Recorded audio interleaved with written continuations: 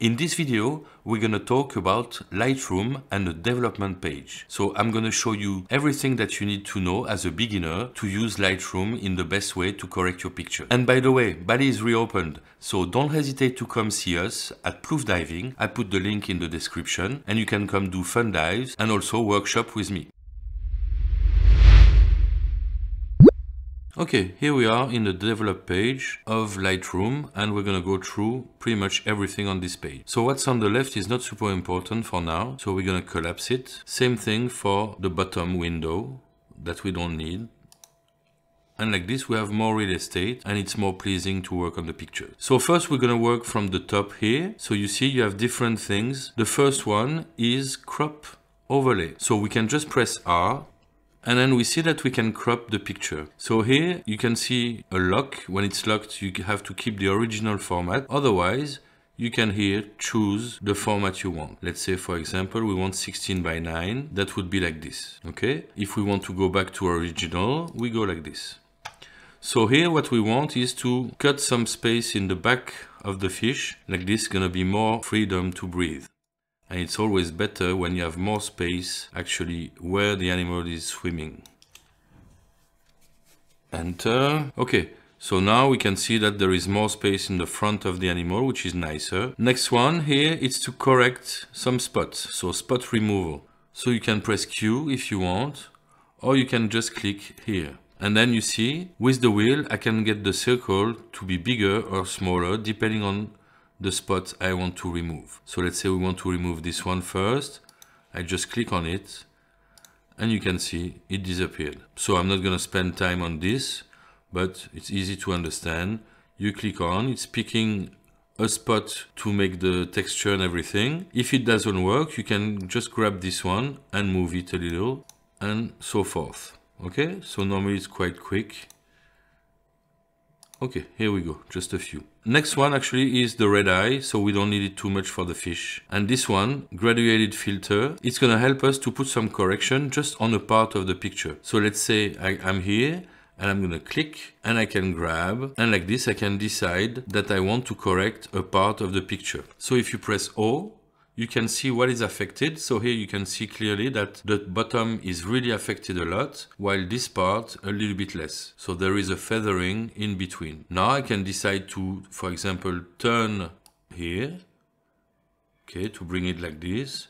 I can make it smaller, and I can pretty much correct what I want. Okay, so we're not gonna pick this one. Maybe we want to do one a little bit from the bottom like this, to make the bottom a little bit darker. So O again to remove this part, and now we can decide that we want it a little bit darker because it's in the bottom and normally it's supposed to be darker there. Next one is actually to pick a circle or an ellipse and then correct what's in there and not the outside. So let's say for us we want to correct this area. We have to invert it here. Now we're correcting the middle. Actually, you double click if you want to go back to 0. We want some more feathering, but let's start first by doing a little tint correction, okay? And then we can do a little bit more contrast, okay? And maybe a little bit less exposure, like this. And now we can add some feathering. Like this, the correction is gonna be better. Press O and we see what's corrected. So maybe we want to make it a little bit smaller to stay on the animal. Okay, so this is good for this one. And the next one is like a brush. So you can access it by doing K, like this. And then you can paint over something. You press O to check. So you can say, make it bigger with the wheel. Okay, I want to do this part. Oh, but it's too much on the side. I do Alt, and then I can remove what I don't want to take. Okay, so I don't want the water to be affected. Okay, like this. I do it quite quickly, as you see, but it's just to show you quickly. Okay, so selection is done. Oh, and now we can again add a little contrast. And like this, it shows a little bit more, maybe a little saturation. Here we go. Okay. So that's what we've corrected so far. To check what you change, you can press Y like this one time, and here you can change what the view is. So here we have the full picture on top and bottom. Okay, so now we're gonna do some main corrections on here. So on top first we can change the white balance. So we can pick a point, for example, click on it, and we can clearly see that it doesn't work. Control Z. So for us, what we think is we may have a little bit too much green. So we're gonna go a little bit to the pink, not too much, and maybe a little bit too much yellow, and we want to try to get the background a little bit more blue. So maybe like this. Okay, nice. Exposure and contrast, normally I do it with highlight, shadow, white and black. So what you can do is you can press Alt, and then for the blacks, when you go down, you see here that you reach the maximum. Here as well, you can see the triangle. It shows you that some of the darks have been lost. So do a little bit less, and you see now no more. For the white, Alt again. And then when something will be peaking, here we go on the left, we see it here. We can remove a little bit highlight. Okay, the histogram is a little bit dark, so we could change a little bit the exposure to bring the histogram a little bit more there. But then the white, you see, a lots of peaking, so we have to reduce it. Okay, next you have clarity, dehaze, vibrance and saturation. Clarity will somehow make the subject pop a little bit more by making it a little bit sharper. Dehaze is gonna darken it a little bit, but now my subject pops much better than before, as you can see here, compared to that. Vibrance will change some of the colors and give it more or less. Here it seems okay. And then saturation, we'll just choose the level of saturation. Okay, starting to be nice. Here on the curve, you can just do a little bit more contrast by doing what we call an S-curve. So we're gonna pick a point here, go down to the right. That's the dark. And here we're gonna take one and go up.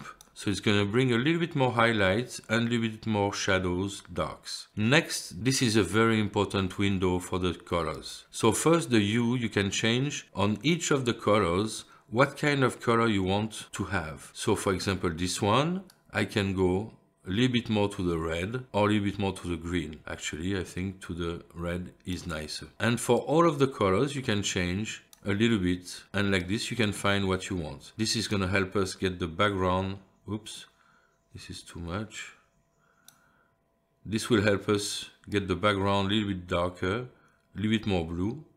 Here we go. Like this, the orange and the blue greenish is gonna be nicer. Saturation is to choose the saturation for each of the colors. So either you want it very saturated or not. We can, for example, desaturate a little bit the background, and like this, we have less color in the back, but the fish, the frogfish, is still the same color. Next one, you can work on luminance. So it's gonna make it more and more bright, depending on where you go on the cursor, or make it darker, okay? And then the final one would be to have all of the corrections at once. Next one is if you want to sharpen a picture, you can pick a point here, for example for us the eye, and we can add some sharpening to the picture. The problem is most of the time when you add sharpening, you will also add noise. So then you may need to remove a little noise. We can see here we have some, but it's not too bad. So it seems to be quite okay. Okay, and I think that in a few minutes we went from a picture that was kind of okay to a much nicer one. Thanks for watching the video all the way to the end. I'm gonna put soon some videos where I correct pictures on macro and wide angle on Lightroom. So if you're interested, don't hesitate to subscribe to the channel and hit the bell like this, you won't miss anything. Bye bye, happy bubbles!